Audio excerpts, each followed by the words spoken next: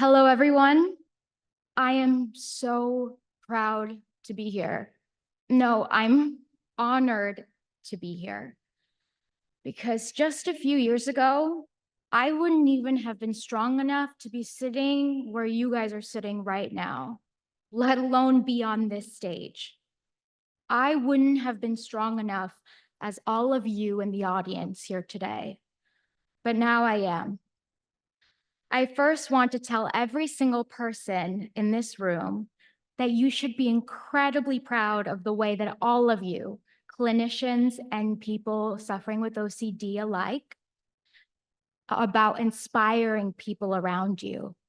With your vulnerability, with your aid, with your commitment to let the world know that OCD should not be whispered about or hidden, it should be shared and talked about. Speaking of talking, I'm here to talk to all of you because apparently I'm an anomaly. I had to look up that word because as you'll find out in a second, I was the dumb twin. Even with OCD and many other barriers, I managed to become one of the most successful entrepreneurs in the world by 25, okay. But I'm not an anomaly. There are so many successful people out there on the cover of every big magazine who have this mental health disorder or similar and just haven't spoken about it. And if OCD didn't stop me, it certainly won't stop any of you from changing the world in your own way. So to prove that I am here to be as vulnerable as possible in hopes that all of you will be very vulnerable with your journeys, I want to start off with a poem that I wrote for this occasion about my story with OCD so that we can start off as friends instead of just some speaker speaking. ABC, 1, 2, 3, do, re, mi. Didn't never believe 3 syllables could mean an entire library to me. OCD, 3 letters can be so defining. The rituals were blinding, intrusive thoughts were finding every fear I was hiding, and no one believed me. I used to think the most lonely place was just being alone, but now I know that the most forlorn and lost souls wear a word that isn't welcome in their own home. They didn't know. They didn't want me to be that girl who saw a doctor for her mind. My mom told me she didn't want them to label me. My dad may have seen it as proof of a part of him he tried to hide. Whatever the reason, I lived all of those years with what ifs in my head. What if you left the front door unlocked? Do this ritual or your whole family is dead. OCD could have been the death of me, but instead I made it my motto to survive. If I was a storm, this was just some debris. The number 4 couldn't take a mind that's mine. I wish I could say I did it all on my own, but that would be the biggest lie. The love of my life, Sean, picked up the phone and found the doctor when I was too weak to fly.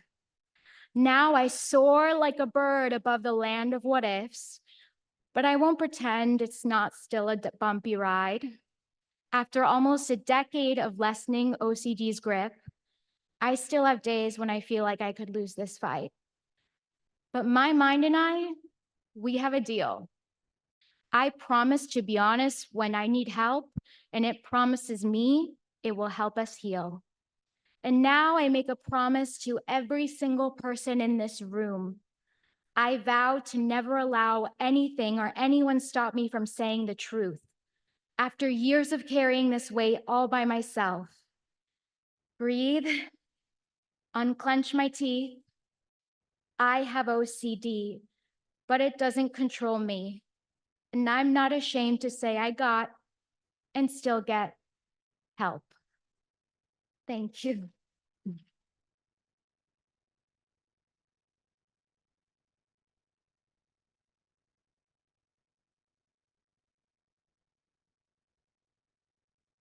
Also, I am so glad that I opted to bring my own notebook situation because if I was reading off the prompter, that poem would have been like two sentences because I can't read that. That's so far. I really need to get LASIK. Any of those doctors in the room? Okay. So now that I feel like we're all connected, and I hope you guys do too. I literally just bared my soul. Something one of my mentors just said when after she debuted her documentary, Diane von Furstenberg, someone said, "How do you feel?" And she said, "Like I'm at the gynecologist." And I guess that's the way I feel now too. It's all out there. Okay. So, obsessive compulsive disorder. I remember when that phrase popped onto the projector when I was 13 years old, about to enter freshman year of high school and too young for my grade. We had a mandatory health class that I opted to take during the summer, and I loved the teacher. This is important because if anyone has ever heard me speak, they know that my history with teachers and the education system is just horrible, but all of you guys in the education system are great in the audience. But we'll get to that. Anyways, back to the mandatory health class. Sorry, my ADHD is coming out. Actually, hold that thought, ADHD 1. Let me go back even further, when I was just 7 years old. When I was 7 years old, I remember looking up at my princess canopy bed right next to my twin sisters, the smart twin, I'll get to that too. ADHD, stop, OCD. And nothing that I had, and noticing that I had committed the ultimate sin, the worst thing you could do at an age where the biggest problem in your mind was if your pet turtle liked you. Mine didn't. I realized that I broke the left side of my canopy bed when I was jumping back and forth with my sister earlier that day. I was about to get the biggest spanking ever.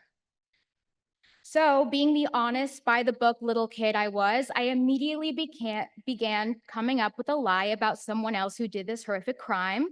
When my uncle Carlos walked into the room, and I think he's watching with my entire family, so hi. I begged him to help me, and he did. He was the fun uncle you always want to have, and my fun aunt, and now they have beautiful children. And okay, ADHD, stop, sorry, not part of the script. But basically his solution was to go into the garage, which was right next to my room, and get some black tape and tape up, the broken piece, and voila, perfect, right? Wrong. That night, and I'm sorry if this is triggering to anybody, that night, I couldn't sleep at all, and I ended up crawling into my sister's unbruised canopy bed when I couldn't take it any longer because something was bothering me. Can anyone here guess what? They were not even. The canopy bed did not look the same. It was not symmetrical. I'm sure many clinicians in here could say the correct way, but this is how I say it. It just wasn't, the same. Other things I did, and honestly, I don't remember if they started before or after the canopy crisis, included looking under my bed, checking every single lock in my house, and doing this weird Superman jump to make sure that the garage door was closed. So basically, I was like the best security guard in the world. And there were other things. Apparently, I was even younger, and my mom, she was probably, younger than I am right now with twin girls. And I made it even harder for her getting dressed for school because she said that I would just refuse to put my shoes on because one was tighter than the other. We're noticing a theme here. I have OCD. Now I understand why we switched to Velcro. Later in my childhood, I would feel a horrible pain in my stomach for hours if we were in the car going on a vacation somewhere because I forgot to do the Superman jump or look under the bed or one of the things that was going to save my entire family. Later, I realized that those things were called rituals. My family, a mother who immigrated here from Colombia at 23 years old, and my father from Niagara Falls, New York, both grew up extremely poor and in households and cultures where talking about mental health was not a thing. So they just laughed and thought I was looking for attention when I did these things. I laughed too. So back to health class. I'm taking you guys on a journey here. I was 13, sitting in the classroom in the big, bad high school campus that I would call home for the next 4 years, secretly thinking about who I was going to be in this new era of my life. I could be cooler. I could try harder at school and be smarter. High school felt like a completely clean slate, a new chapter. Little did I know, the next slide on the projector in that health class would bring me right back to chapter 1. And instead of dreaming about my future self, I would spend the rest of the summer thinking about my past and present. The slide was simple: OCD, obsessive compulsive disorder. I'm pretty sure it was the exact definition from the National Institute of Mental Health. I think the teacher loved copy pasting that. OCD is a long-lasting disorder in which a person experiences uncontrollable and reoccurring thoughts, engages in repetitive behaviors, or both. People with OCD have time-consuming symptoms that can cause significant distress or interfere with daily life. Well, that's a effing understatement.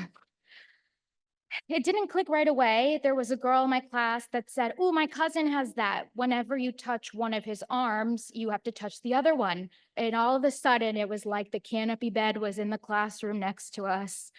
It all clicked. I remember bursting through the door of my house, eager to tell my parents the news. That day, I learned there was treatment. There was actually treatments for people like me, even medicine. I didn't have to live like this anymore. I didn't have to do a prayer ritual every time an intrusive thought entered my head. I wouldn't have to tap my desk a certain amount of times so that my mom wouldn't die. I wouldn't have to fall asleep repeating, "God, please take me instead," every night. I would be free. Unfortunately, my shackles remained and even felt tighter once I wasn't blissfully ignorant of what was actually causing the intrusive thoughts and behaviors.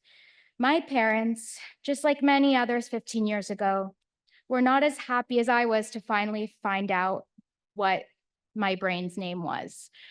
They said mental health didn't exist. They said they wouldn't be the parents with a daughter in therapy. I know that slice is hard for a lot of you guys in the room. They said everything a 13-year-old who just found out she had something wrong with her brain didn't want to hear. There was help for me. I didn't have to suffer anymore.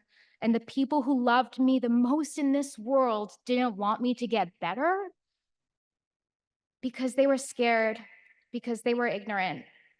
And now, after learning so much more, they feel horrible about it and they say sorry basically every single day. But my job isn't to talk about my past or blame people who couldn't understand what I was going through. My job is to talk about my past to ensure that everyone in this room educates the people around them that mental health is not only real, but it's okay. Being diagnosed with a mental health disorder isn't a life sentence to being caged from achieving things that others can, or being unhireable or undesirable. After finding out I had OCD, I did nothing. I felt like it would be hurting myself even more to look up the different ways I could help myself, but actually couldn't because my parents forbid it. And, the rituals got worse. My rituals included being changed to the number 4.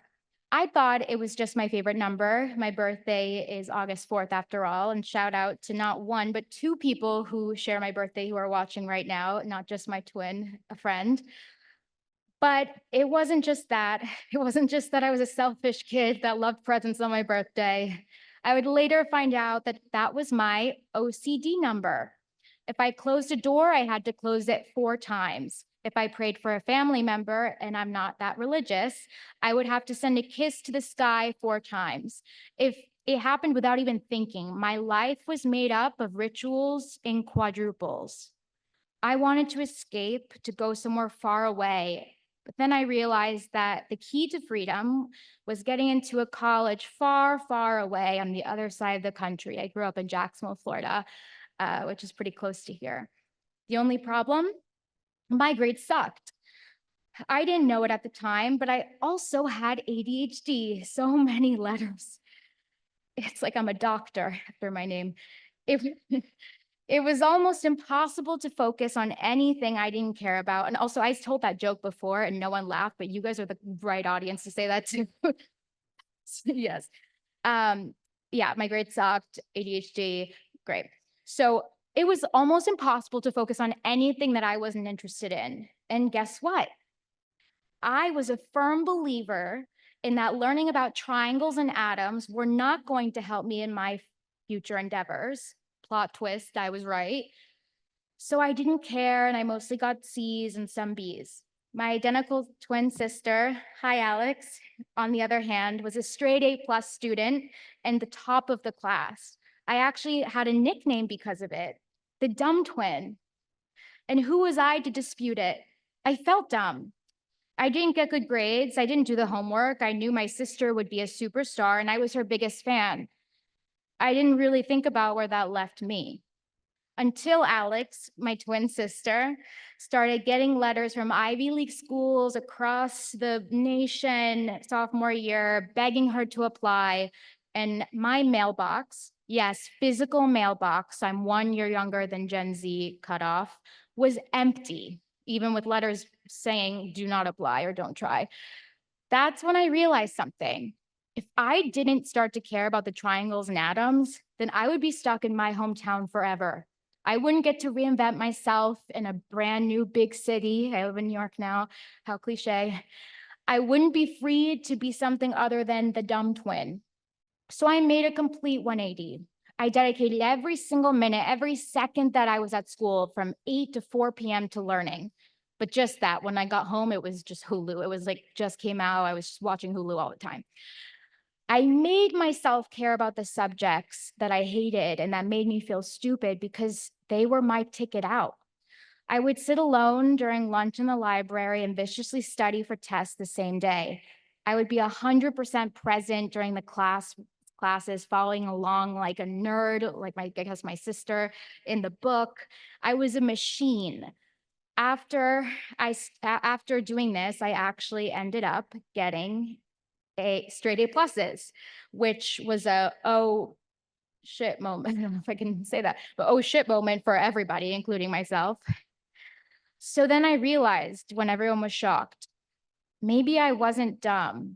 Maybe I was just different. I got into Boston University, the only school I applied early to, and packed my bags. But Boston wasn't the instant cure-all that I thought it was. When I was accepted to BU, I wasn't accepted into the business school that I applied for because my GPA sucked the first few years of high school, as I told you. I got into the College of General Studies, which is basically, I guess, a high school extension. Sorry, BU, love you, but I did not know what that was. And you had to basically get into the colleges you wanted to get into. So the first day, I'm so happy. I'm going to, reinvent myself. I want to start working, get a job, learn things. And I walk into the College of General Studies, and what's the first thing I see on that big whiteboard? A big effing triangle. As you can imagine, I did not love that. I really struggled for the first 2 years of college. I didn't feel like I was good at anything. I didn't have many friends. I was a total catch, I guess. It was really lonely and difficult for me. I told my mom one day, actually to her horror, that I thought I might die young because I had zero feeling or sense of what my path in life was. No passions, no idea what the hell I wanted or needed. And because I didn't have good standing in school and no networking connections, I knew that I would never get an internship, let alone an internship at a magazine in the glitzy New York City that I wanted to live in. So I realized if I was going to be in school for a couple more years and my only job was just not to fail out, again, skipping ahead, it would be hard, easier said than done. So just not to fail out, I decided that if nobody was going to hire me, I was going to hire myself. So the next day, I started my newsletter with about 1,000 typos, sent it to 8 people who felt bad for me and subscribed from my Facebook post, and I was off to the races. When I started the Newsette, I didn't have any reason to wake up in the morning. I also have depression. put me on the face of Tinder.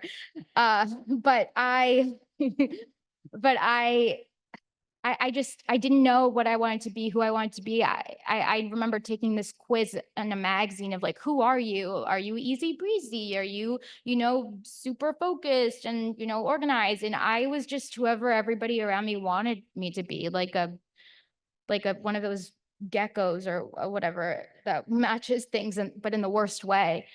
But with the Newsette, it actually built who I was. My company made me, saved me even. My company was literally my lifeline. And now I remember that the thing that matches stuff is called a chameleon. So I was a chameleon in the worst way. When I finally landed on an email newsletter as my reason for breathing, my reason for being, I threw everything I had into my little dream. Suddenly I felt excited for the next day instead of dreading or hoping it wouldn't come.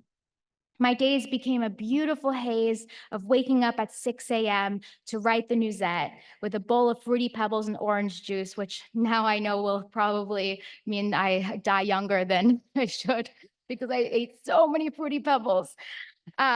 Running to classes, then running back to the study room, rinse, repeat. It was just all about the Newsette all day and getting through my classes. Slowly but surely, my hard work was paying off. My email list was growing, and the guests I was confirming were getting bigger and bigger. But it was through this growth phase that I was hit with my hardest barrier yet. And while I was tirelessly working on the Newsette, we had this fun little project called Core. And I keep talking about BU, but I actually did their commencement speech last year, which was really funny because they literally almost kicked me out. And then I came back and I was like, I'm back and speaking. But I love them and I love the new dean. So I was in this project. It's called Core, and it was so realistic. I don't know if there's any entrepreneurs in the room or anybody who has literally ever just looked at a business book, but as you can tell, probably from just life and, just sense, starting a business with 8 people is not a thing. And if anybody's thinking about doing that, don't, because you literally divide that equity into 8 different people. But that's what the project was. You had to start the business with 8 to 10 other classmates, like real life. Another real life situation was that the professor, the boss, didn't grade you, or the investors or whatever. You graded each other, as if when you start a company, the co-founders are the ones that grade you, and it's not society and investors and the board and all of those, scary things. But okay, so that was the project. And so it was basically, are you qualified to be an entrepreneur? And guess what? I failed it. Me, who just a few years later would be named one of the most successful, youngest entrepreneurs in the world, and then did the commencement speech at BU last year, failed the one project that was supposed to tell me if I was cut out to start my own business or not.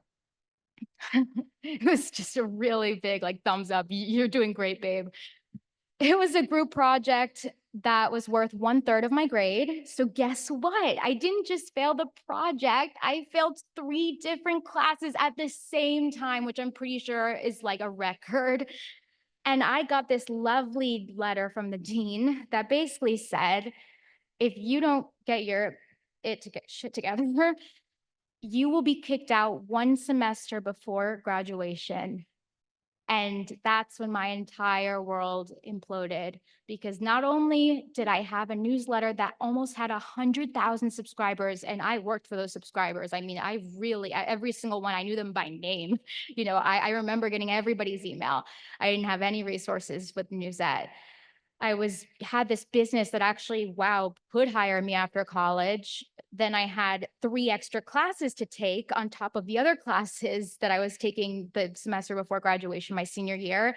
And I felt like, okay, the other shoe is dropped. I might have gotten that, thing wrong. Again, dumb twin, but it's done. It's over. No luck anymore. I'm just going to fail out. And I honestly believed that in my mind.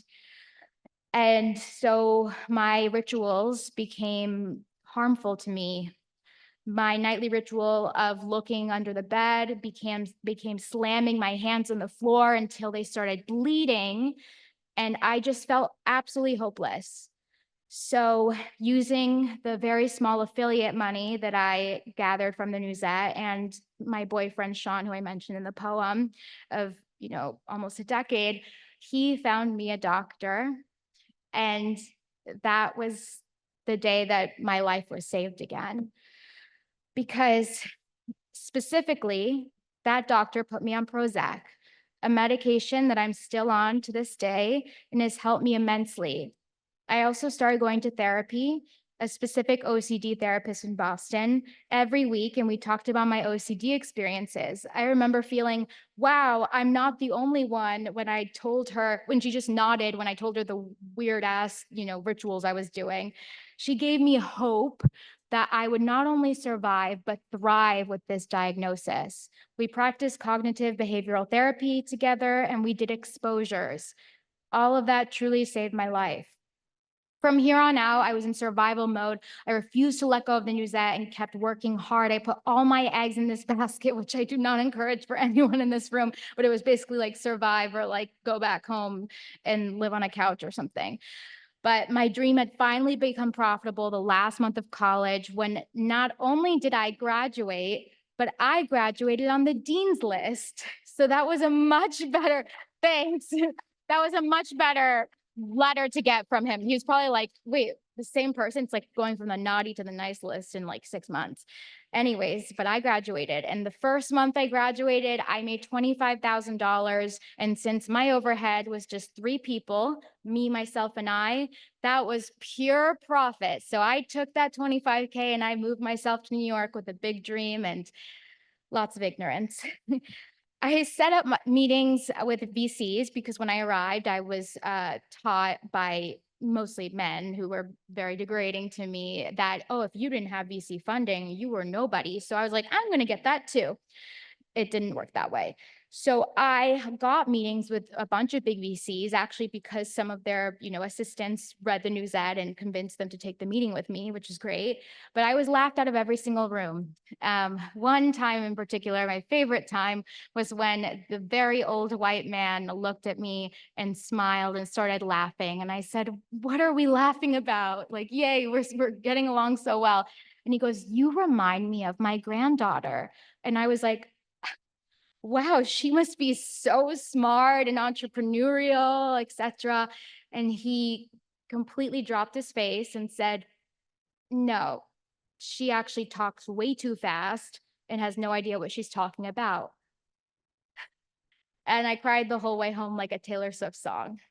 But when I got home, I decided, okay, I can spend the next 2 months of my life, like I just did, not focusing on my business and trying to get, $1 million from 5 old white men in suits, which is what the investors looked like when I was 22. And honestly, a lot of them still look like that. Or I can work my ass off and try to get 100, 200 companies, if it takes that, to give me that $1 million. And that's what I did. So at 2019, me, myself, and I, did $1 million in sales. 2020, we, actual team now, did 7 million in sales. And in 2021, me and just 14 people, because we had to be scrappy, we didn't have that VC money, did $40 million in sales and 8 figures of profit. So at 25 years old, my only partner in business was my mother, Claudia Pierson. I think she's watching, and if she's not, feel bad because I just called you out. But she was the only person I gave equity to because she was the only person who believed in me besides, my family and et cetera. And even some of my family didn't believe in me, but I gave her equity. And so at 25 years old, I put over $10 million in my bank account and I was able to write my mom a multi-million-dollar check.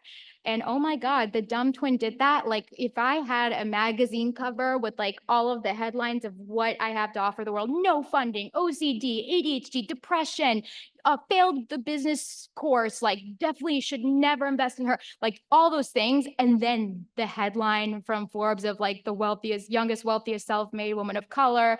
And if Kylie Jenner didn't exist, just the youngest self-made woman. I was like, what? So yeah, it was it was crazy. It opened a lot of doors for me, but it also made me think, wow, there's something wrong with society.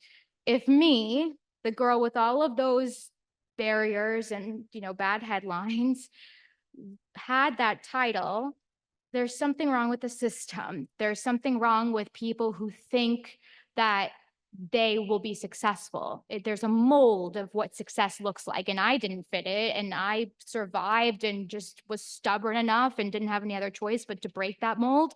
But so many people feel discouraged to even try to break it. And I realized that, the male white counterpart was probably 16 in his mom's basement buying Bitcoin. And so I made it my mission, my legacy to tell everybody, women, people with learning disorders, people with mental health disorders, especially OCD, not that I'm biased, to tell them that you can do it, because if I can do it, Jesus, like you guys were like, are you sure she did that? Yes, I did. If I can do it, anyone can. And so that's why I'm so grateful to be here, because anybody who's here who's suffering from OCD or working through OCD, you can do it. You can even be better than I am. You are definitely starting way higher than I ever was. Clinicians, you can literally tell your patients, look, there was a girl talking and she had nothing going for her, but like she ended up being like real rich, whatever. And she has OCD. But, all joking aside, I kept thinking about what my legacy would be. And this is my legacy. I've done a lot of speeches and I've never been more nervous than this one, because I truly rather have died than tell anybody I had OCD before I became this multimillionaire at 25. People tell me that I'm brave and I tell them, no, I'm not. Because if I was brave, I wouldn't have waited until I was a keynote speaker at Forbes 30 under 30 to say that I have OCD, ADHD, and depression. If I was brave, I would have said that from the start. I would have told that laughing asshole investor guy that I'm not only his granddaughter, but I have a lot of mental health issues. But I am here to serve the OCD community that I am proud to be a part of. I am here to tell my story, the rituals, the intrusive thoughts, all of it, until people don't feel ashamed and join me in this vulnerability. We are strong as a community. Together, we can inspire millions with OCD to reject the stigmas and seek help. Together, we can inspire clinicians to do more to help those with OCD who don't have the resources to get the help they need. Together, we can inspire millions of people to see OCD not as an enemy or a tragedy or a destiny. OCD is just one of the many parts of me. Thank you to the International OCD Foundation for having me. I'm so sorry I did so many cuss words, and you're probably gonna have to bleep that out, but this is truly one of the biggest honors of my life. Thank you.